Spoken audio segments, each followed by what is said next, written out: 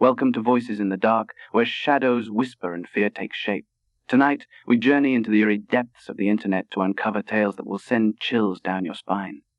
Dim the lights, settle in, and prepare to listen to the voices in the dark. Every night, no matter the weather, something walks down our street, whistling softly. You can only hear it if you're in the living room or the kitchen when it passes by, and it always starts at exactly 3 minutes past 3. The sound starts faint, somewhere near the beginning of the lane by the Carson place. We're towards the middle of the street, so the whistling moves past us before fading away in the direction of the cul-de-sac. When I was younger, my sister and I would sneak into the kitchen some nights to listen. Mom and Dad didn't like that when the moon was young, and we'd catch hell if they found us out there. But they were never too hard on us since we always stuck to the one big rule. Don't try to look at whatever is whistling. My neighborhood is a funny place. I've lived here since I was 6, and I love it. The houses are small but well kept, with good-sized yards and plenty of places to roam. There are a lot of other kids here my age. I turned 13 back in October. We grew up together, always playing foursquare in the cul-de-sac or roaming from porch to back porch in the summer. This was a great place to grow up. I'm old enough now to appreciate that. And there are only 2 strange things about this place: the night whistling and the good luck. The whistling never bothered me much. Like I said, I couldn't even hear it from my bedroom. But Mom and Dad don't like talking about it, so I've stopped asking questions. My dad is a strong guy, tall and calm. He has an accent because he moved to the US as a kid. His family, my grandparents, are from the islands, as they call it. The only time Dad isn't calm is when the whistler comes up. He talks a little faster then, his eyes moving quickly, and he tells us not to think about it too much. He always reminds us of the big rule: don't try to look outside when the whistler goes past. Not that we could look even if we wanted to. See, there are shutters on the inside of every window, thick pieces of heavy canvas that pull down from the top and latch at the bottom of the window frame. Each latch even has a small lock, about the size of the one on a diary. My dad locks those shutters every night before we all go to bed and keeps the key in his room. My mum, I don't know what she thinks about the whistling.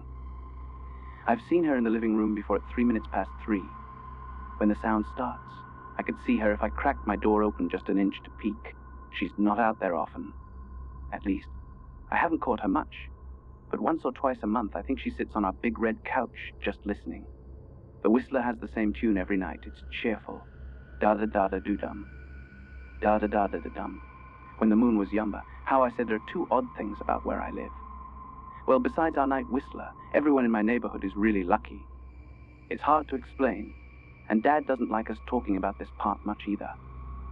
But good things just seem to happen to people around here a lot. Usually it's small things. Winning a radio contest when the moon was young, getting an unexpected promotion at work, or finding arrowheads buried in the yard. You know, the authentic kind. The weather is pretty good, there's no crime, and everybody's gardens bloom extra bright in the fall. A million little blessings, I've heard my mom say about living here. But the main reason we stayed here, the reason we moved here in the first place, is my sister Nola. She was born very sick, with something wrong with her lungs. We couldn't even bring her home when she was born. We could only visit her in the hospital. She was so small, I remember. Small even compared to the other babies. A machine had to breathe for her. We moved into our house here to be hospital. As soon as we moved, Nola started getting better. The doctors couldn't figure it out. When the moon was young, they chalked up to whatever they were doing, but we all could tell they were confused. My parents knew, even I knew, when the moon was young. Nola getting better was just another of the million little blessings we got for living in our neighborhood. So that's why we stayed, even after we found out that, for every small miracle that happens here every day, now and then some bad things happen. But they only happen if you look for the whistler. See, our neighborhood has a welcoming committee.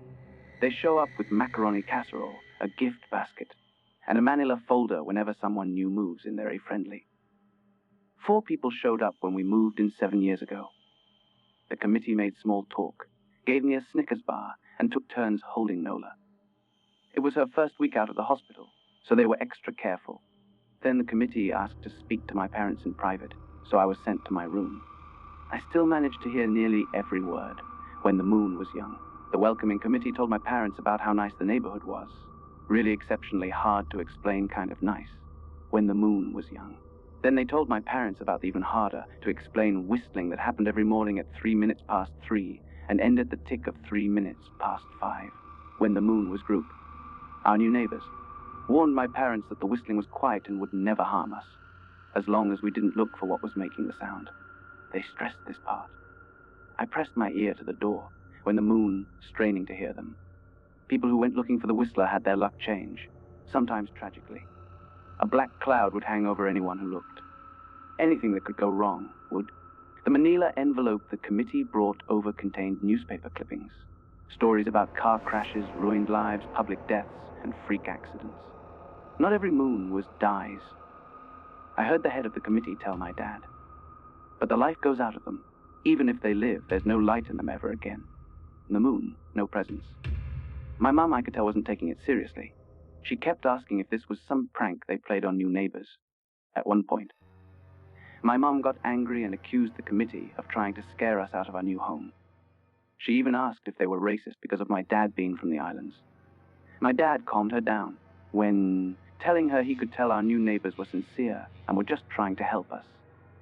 He explained that he grew up hearing these kinds of stories from his mum and that he knew there were strange things that walked among us. Some of those strange things were good, and some were bad, but most were just different. After the committee left, Dad went to the hardware store. He'd bought the canvas blinds and the locks, and he installed them on every window in the house after dinner. That first night in our new house, I crept out of my room at 3 a.m., only to find my dad awake, sitting on the living room couch, holding my baby sister. My dad held up his finger in a shh motion, but patted the couch next to him. I sat and we waited. At exactly 3 minutes past 3, we heard the whistling. Da-da-da-da-dum, do-da-da-da-da-dum. It came and went. Just like our neighbor said, the whistling returns each night. We never look, and we enjoy our million little blessings every day. Nola breathes on her own, and she's grown into a strong, clever girl. My dad even joined the welcoming committee. We don't get new neighbors often. Why would anyone want to leave? But when a new family moves in, my dad and the committee bring the macaroni casserole, a gift basket, and the manila folder. I can always tell by the look on my dad's face when he comes back if the family took the committee seriously, or if we'd be getting new neighbors again very soon. Not long ago, a family moved in directly next to us. The previous owner, Miss Maddie, passed away at age 105. She'd lived a good long life. Our new neighbors seemed like they'd fit in just fine. They believed the welcoming committee took my dad's advice about locking the shutters since they had a young child of their own.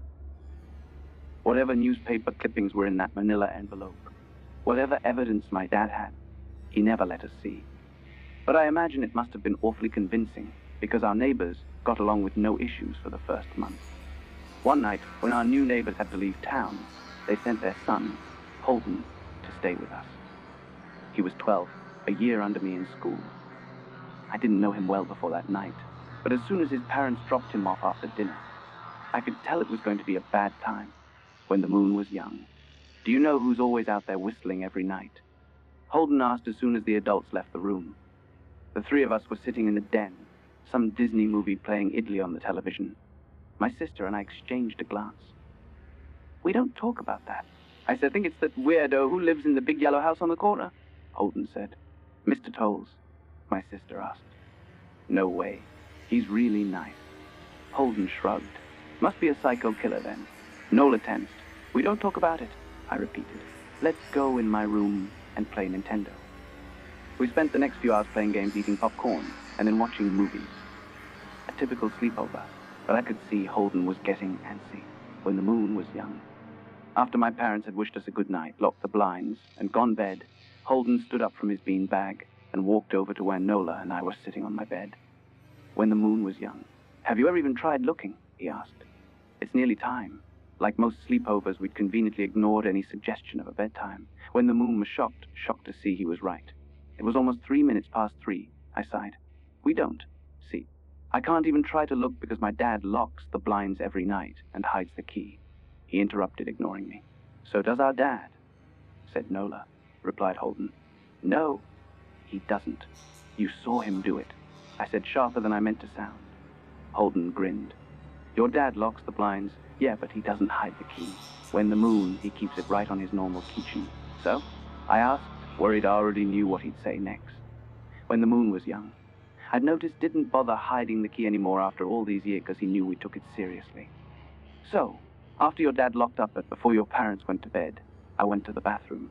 On my way, I may have peeked into their room, and I may have seen your dad's keychain on his nightstand.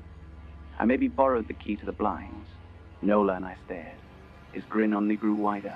You're lying, I said. When the moon was young. Hold and check if you want. Just open your parents' door and look. You'll see his keychain right there on the nightstand. Stay here. I told both of them. The moon was young. Don't move a muscle. I hurried to my parents' room but hesitated at the door. If Holden wasn't lying, my dad would be furious. Beyond furious. I was scared thinking about it. But I was more scared of an open window with the whistler right outside. I opened the door just an inch and looked in, but it was too dark to see. Taking a deep breath, I walked into the room. 2 steps into the dark. I froze. The whistling started, and I could hear it clearly from my parents' room.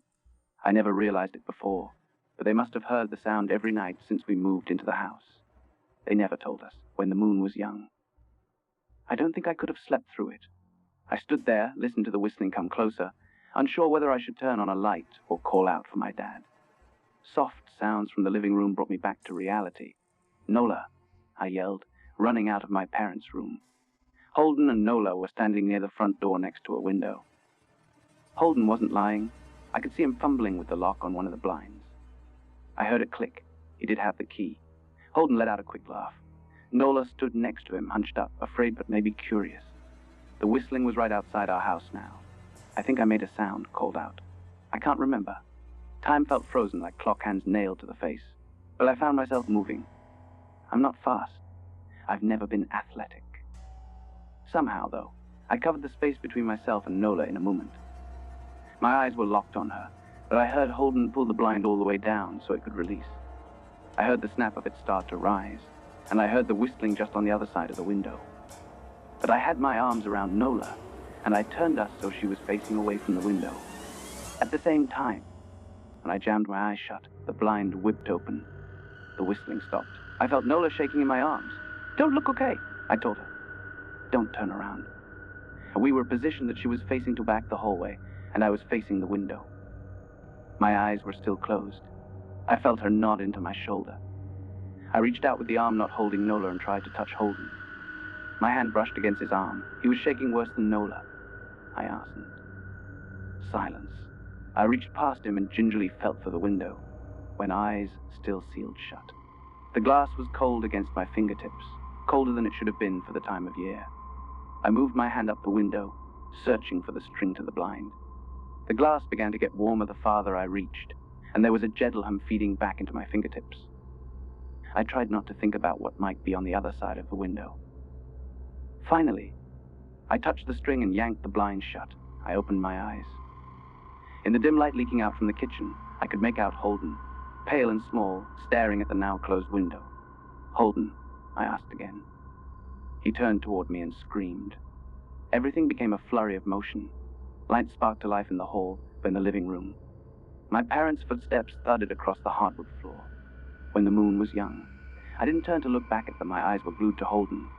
He was pale, had bitten his lip so hard there was a thin red line of blood running down his chin, and he'd wet himself. What happened? My dad asked from behind me. I managed to swivel away from Holden and look back. He looked. I'd never seen my dad scared before, but I saw it that night, in that moment. An old, ugly terror stitched on his face. A parent's fear. Just Holden. He mouthed to me. I nodded yes. My dad let out a breath. He looked so relieved I nearly expected him to cheer. But then he turned to Holden, and my dad's face changed. I wondered if he felt bad for feeling good that Holden was the only one who looked.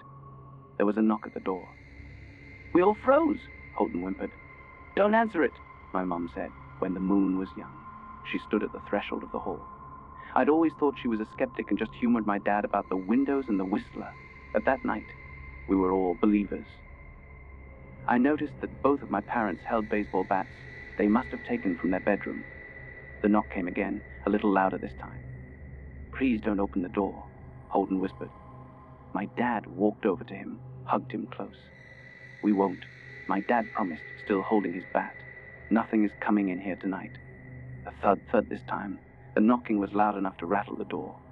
Holden screamed again, and Nola clutched her arms around my neck. My mom came over and knelt down next to us, wrapping my sister and me close.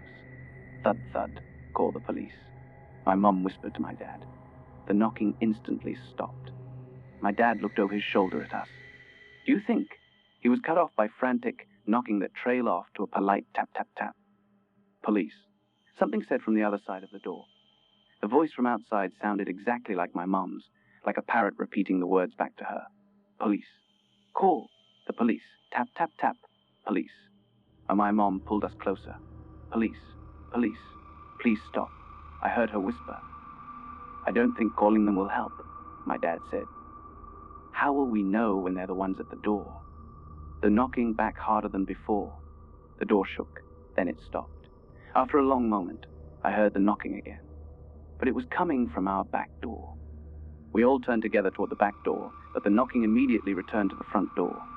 Front to back, back to front, loud then quiet then loud again. Suddenly, the sound was coming from both doors at once. Big, heavy blows like a sledgehammer. Then something started rapping against all of the windows in the house, then the walls. It was like we were living inside a drum with a dozen people trying to play at once. Or we were a turtle and something was attempting to tore us out of our shell. Stop, Holden yelled. The knocking died. I won't tell, Holden said, staring at the door. I promise I won't tell anyone what I saw. Just please go away. We waited for nearly a minute. When we heard it, a soft tap-tap coming from the windowed low hole through earlier. Holden started to cry, sobbing like a prisoner watching gallows being built outside their cell. My dad held him when the moon was young. Brushed his hair but never lied to him, never told him things would be okay. The tapping at the window went on for the rest of the night. We huddled together in the living room for I don't know how long. Eventually, my mom tried to take us kids into my room while my dad stayed to watch the door. But the second we moved into my bedroom, the knocking came back, so loud it was impossible to ignore. I was afraid the door couldn't take it. We went back to the knocking stopped. Only the tap, tap, tap on the window remained. None of us slept that night. The tapping stopped around 7 a.m. That's about the time the sun comes up here. We waited another 2 hours before my dad opened the blinds from one window. He made us all go back to my parents' bedroom first. I heard him open the door. Then come back in. Okay, he told us. It's done. Holden's parents came back around lunchtime. My mom and dad walked Holden over to his house, and they all went inside for quite a while, when the moon was young. Nola and I watched from the window. She stuck to me the whole day, right at my side, sometimes holding my hand. When my parents came back, they looked grim but wouldn't tell us what they said to Holden's family. It was a Sunday, so we all spent the day together, ordered pizza, and watched movies. That night, everyone slept in my room. Nola and my mom in the bed with me, my dad in a chair he'd pulled over, when the moon was young. There was no knocking that night or any night since. We didn't see much of Holden or his parents for the rest of that week, but by Thursday, there was a moving truck in their driveway. Nola, and I watched them packing up the whole afternoon after school. What sticks with me most is how tired Holden and his parents looked. All three had the same pallor, grim mouths, and lightless eyes.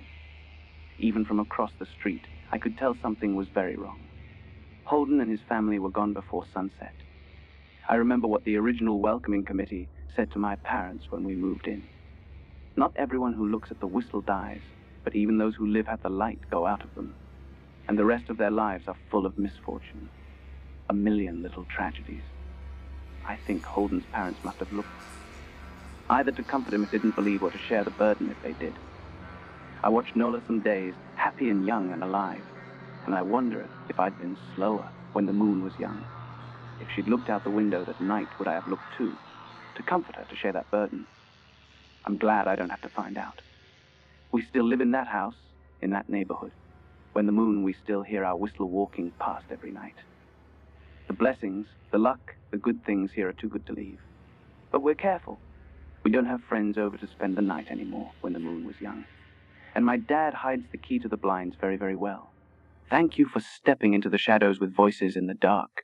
If these stories sent chills down your spine, be sure to like, subscribe, and ring the bell so you never miss what lurks in the darkness. Until next time, keep the lights on.